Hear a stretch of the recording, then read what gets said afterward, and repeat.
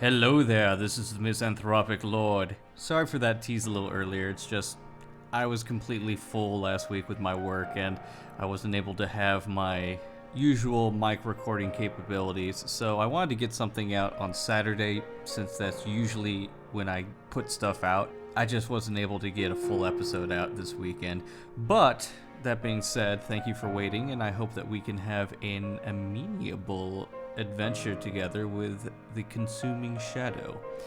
As I already put out in the little teaser, this is all about insanity and the ever-present danger of the unknown. You can find information you need in the towns tainted by the shadow. Some church would probably be your best start. Okay, cool. Oh, that's right next to us too, so we'll go ahead and check that place out. Very Lovecraftian. I've always been a huge fan of Lovecraftian horror, insanity, sci-fi, that sort of thing. The things that should not be, essentially. For this adventure, what we're doing is we're placing a birth star, which will give me... Oh, wait, text part. The shadow cast upon this town hits me like a foul stench the moment I leave the car. There are people wandering the streets bent almost double, as if an invisible weight clings to their backs. I saw a tarpon in the street covering a huge mass form, which something may have been... Okay, yeah, so basically dark, bad things are all over the place. This is an interesting thing because you have to fail in order for it to work that way. You have to fail in order to have those perks. It's a very interesting choice just in the themes that it uses. Everything is dark. Even when you're going into places to explore, you only have a light with you. And we're here to try and fend it off. But in true Lovecraftian fashion, we cannot. We can fend things off. We can delay things. When it comes down to it, though, most people are not going to have the power to defend completely against the darkness. And usually when they try to defend against the darkness, they end up making an ultimate sacrifice in order to do it. Either physically, in that they get completely and totally pulverized, and as a result, you can't go on living that way. And if you have ever... okay. Alright, that's an odd-looking thing. That's fine. It's okay. And we even get a little treasure afterwards. In the form of a little trapezoid. I'm not sure what those are supposed to represent. I think it's just treasure in general. But it's a fun little thing. And the monsters in this game are very well done in that they're shadows. And because they're shadows, your imagination has to take over for what you think they look like. That's a very clever design feature. One of the best things about horror films and what makes them the scariest is not knowing what you're going up against. It's kind of like the Amnesia series, or basically that entire developer in general with Soma and Penumbra. If you have bullets, if you have something to kill something with, then the threat becomes lessened as a result of it. If you're able to give hit points to something, then you can kill it and it's no longer scary. Or at least not scary in the way that Lovecraftian horror is supposed to be scary. I mean, yeah, Jason is scary because you can shoot him and it delays him for a little bit, but the real reason that Lovecraftian horror works is because there's nothing you can do. There's stuff that you can do to delay him, to make sure that maybe this summer he doesn't come through a rift in time and space and enslave all of humanity. But that's all it is. It's a delaying factor. And that's what's really scary about it, is knowing that no matter what you can do, no matter what you try, no matter how much support you have, which is usually none since everyone thinks you're insane, which is a great feature of it anyway, that all you can do is stem the tide of this overwhelming ancient evil. And that's what this game does the best. It creates that feeling that there's general despair and hopelessness, but that you're trying to fight against the tide as much as you possibly can before time runs out. You can win. You can win this game, but even in winning, it's not the ending that you want. To be clear, I think it's absolutely inspired as well that your success depends on the failure of others. The only way that you can get special perks in later new games is if other scholars have failed before you. And that's a very Lovecraftian thing too. When you think about tales like Call of Cthulhu is the one that comes to mind right now, where they're asking people in the asylum what's going on, or basically there are so many stories about people stuck in asylums or who have had things happen to them where they have someone abduct them, take their bodies, like the Yithian encounters where they take people for a couple of years to make studies and that sort of thing. God, these things are so creepy looking. These are horrifying. It is nice that your gun doesn't do as much damage, but that being said, I think having a gun is actually a weak part of this game, and the melee with the gun is not great as well. In fact, honestly, I think the combat in this game is probably the weakest portion of it. The shadows, awesome. The monsters, great. The design in general, fantastic. Animations, the walking and general animations on the character are not that great, but for the driving, I feel like I'm driving in a pixelated street. Or England, as it may be. Maybe that's just how England roads look like, I have no idea. When you think about what scares people, that's what I think about when I think about Lovecraftian horror. That's not to say that's the best type of horror, it's just a different kind. It's a creepier kind, I think. I like Lovecraftian horror because it's not a Jason type horror, it's not a Godzilla type horror. It's not even like a John Carpenter or a Wes Craven type of horror. Lovecraftian horror is a general feeling of looming dread.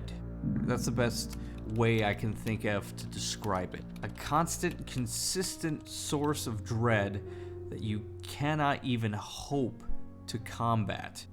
In a lot of his different writings, Lovecraft had this feeling of someone. There's always a sense of curiosity. There's always a sense of investigation. Someone trying to find out what's really going on. In Pickman's model, I believe it's a reporter looking at Pickman's art and the weird and grotesque look of them and how real they are. And then, spoiler, he finds out that his models are actually real and that's why they're so good. If you haven't read Lovecraft before, please go out and read them because they're actually very well done. They're a little verbose. The language in them is... Lovecraft was one of those writers who loved to show how intelligent he was, and the writing gets bogged down as a result of that, but it's one of the smartest and more creative storytellings out there. You also have to look past some of the racism on a couple of them, but it's the 1920s, it was a different time. And that's just kind of who Lovecraft was to begin with. He was a very effete, elitist, northeastern guy who didn't really see eye to eye with a lot of people. He generally thought he was better than other people. And to be fair, he was very intelligent. He was a very smart guy who was also very depressed and had a lot of really bad things happen to him in his lifetime until he died relatively young. So it makes sense that a lot of his stories have to deal with looming insanity, depression, anxiety, a lot of different things that he created monsters for that he felt probably in his own head. I will also believe that he was an atheist, which was unheard of at that time. It was before, you had a lot of really clear understanding about evolution and science, and it was just, he was a very interesting character in that he's not a character, he's an actual person, but just his personality and the time they lived in was very influential not only to people around him, but generations of writers that came after him. Writers and artists in general. When you think about, who's the guy I'm thinking of right now? Easy allusions to make would be Stephen King as a writer, but also Harlan Ellison.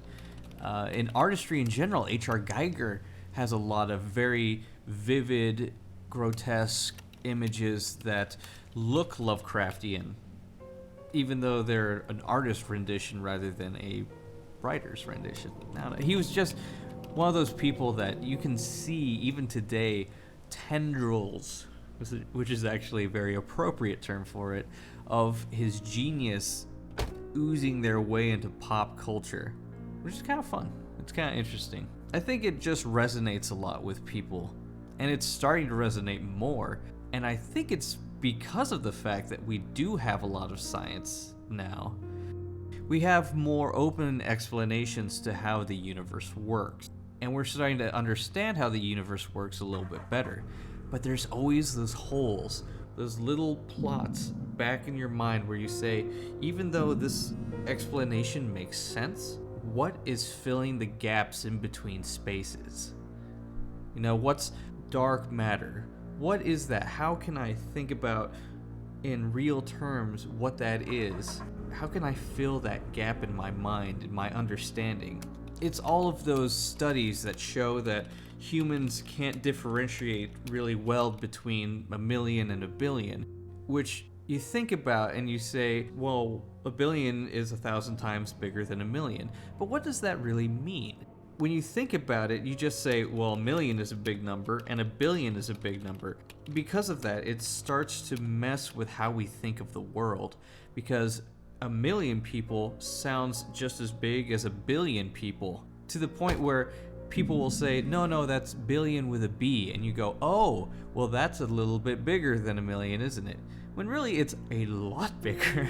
I don't know, it's one of those concepts where there is so much about the human brain that we're still trying to figure out, and we're still trying to manipulate it too, is the thing. One of the reasons that we try to understand how the human brain works is because we want to manipulate it better. Think about marketing, advertising, they're all trying different ways in order to use our thoughts against ourselves in order to buy a product or think a thought. Even that in and of itself is scary. When you think about modern day politicians, how they are able to use statistics and what polls say in order to redefine what they say is important, or what they publicly announce is what the national consensus should be. If anything, Lovecraft has even more presence. His ideas have even more merit in today's society. And the reason I make that point is because even with all of that, even with all of the work that we've done and the advances that we've made in science and the understanding of the human mind and of sociology and psychology, we are still so much farther for us to go in order to understand completely how things are. And that's one of the things where we will probably never get to that point. We will probably never get to a point where we have perfect understanding of everything, because it's probably an impossibility. Maybe not, but it's one of those things where I can't even fathom it. I can't even understand what life would be like if that was a thing to happen. We are so far away from that point. We don't even have knowledge of most of our solar system. We just found another planet. After literally thousands of years of civilizations recording the heavens, of making celestial maps, we, in 2016, just found another planet.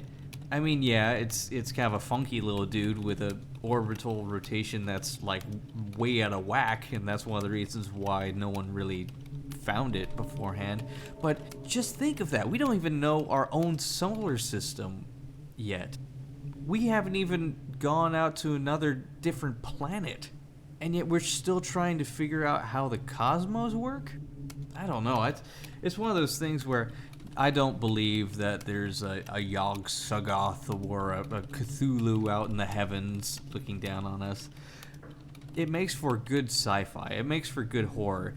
That there's something primordially evil out there that's great, powerful, and completely unstoppable, no matter how you want to look at it or how you want to deal with it.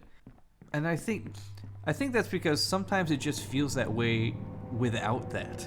Sometimes it feels like everything is hopeless, even without an entity to kind of foist that idea on. That existentialist dread of just getting up in the morning. I always seem to use these games as a platform to go deeper I don't know why that is. I think it's just something that comes naturally after not really having anyone else to talk to during these games, during playing these games. But there's all this empty air that I need to fill up, so I just end up rambling on about things that may or may not make any sense. And I don't want to just do funny accents while reading stuff, even though that's kind of fun every once in a while. I actually want to talk about things that maybe or maybe not matter, you know? I want to talk about things that have intellectual weight and merit to them. What I would like to see this channel become in the future, and I'm getting a little off tangent here, but don't worry, I'll make sure that I'll summarize what I actually think about the game itself and not just the general themes and the idea of the gameplay. But what I really want this channel to become at some point in time is a way for people to just talk about what they think about games or art or maybe movies at some point in time. Just how it affects people, just how they think that it affects humanity or a community. It doesn't have to be as far reaching as every person on Earth. It could just be local, it could just be a community. Because I like that. I like thinking about people coming together and talking about things respectfully, you know?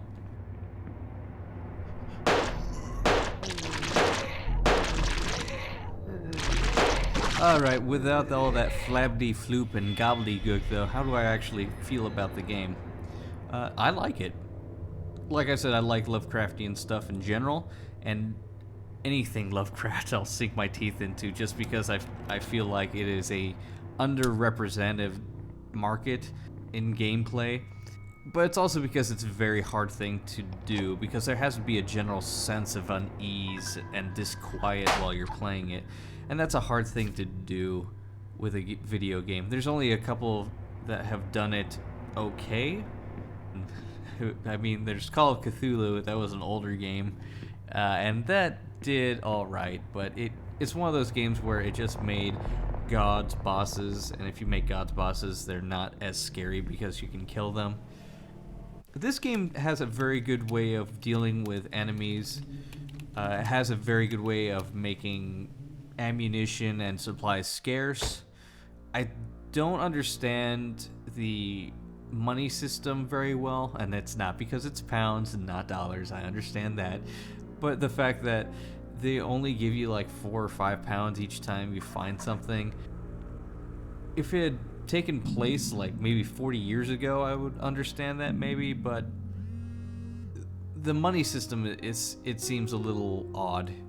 But I understand why they did it. They wanted to make sure that things were scarce. I don't know if I would even use money at all, to be honest. Or gas. Maybe make gas a thing that's supposed to be the limiting factor for supplies and resources. That would be cool if you made, well, petrol, I guess. If you made petrol the limiting resource in this, and you had to scrounge for money in order to buy gas and make stuff, make it to other towns on time, that would be a good feature. I would actually like that a lot. I like the little random encounters that happen when you're on the road. Although it seems like you need to have an item at any point in time to have the right outcome rather than just an outcome, and usually a bad outcome. And that's okay too, but if you're gonna give me a 50-50 chance, give me a 50-50 shot of it working either time. You know, kind of like a faster than light FTL sort of thing, where even if you go through the same question over and over again, there's a shot that you might succeed at it. And I understand that can be infuriating at times if you go through something and then you select the other choice and it ends up being the wrong answer that time. That can be pretty frustrating as well when you understand that it's just random chance. The fighting is a little but then again, that's another Lovecraftian thing, especially with, there's a tabletop game called Call of Cthulhu, and you can use guns and swords and canes and that sort of thing. And you can also use magic, which they also have in this game as well. You can use magic that takes away your sanity, but gives you a huge advantage in some situations at a cost of, you know, you going batshittingly insane. I don't mind that either, and I do like that the more that you use magic, the more unstable you become as a person, because the loose tendrils of reality are starting to rip apart in front of you. That's fine. I am okay with that. Yeah, I guess that's really it. I can't really think of anything that kind of sticks out about this game other than the replayability, I guess. That's a very good way of kind of sticking with the game, because I remember the first couple of times I played this, I just set it down immediately afterwards. I was like, okay, this is just really too difficult. I can't even get past the first couple of cities without me dying. There's like no way. But with those deaths, like I said, you can get burst stars. That gives you a little bit of an edge as you go on, and after 5 or 6 different guys, you're able to make it through to the end. You might not have the best ending, but you can actually make it to the ending and, you know, do your thing, delay the inevitable, and that's fine too. That's a really good gameplay source as well. So all in all, what do I think about the game? It's very well done.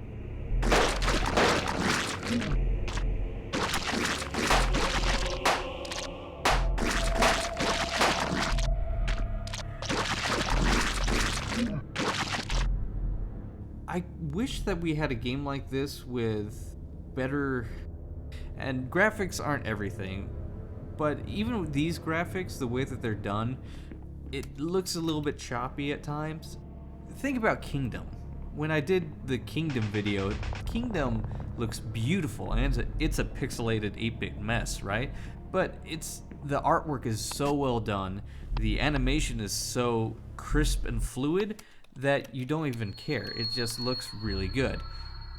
In this game, it's not nearly as pixelized as Kingdom, but the animations are a little iffy. And I don't know if it's because Ben did it himself. I say Ben like I know the guy.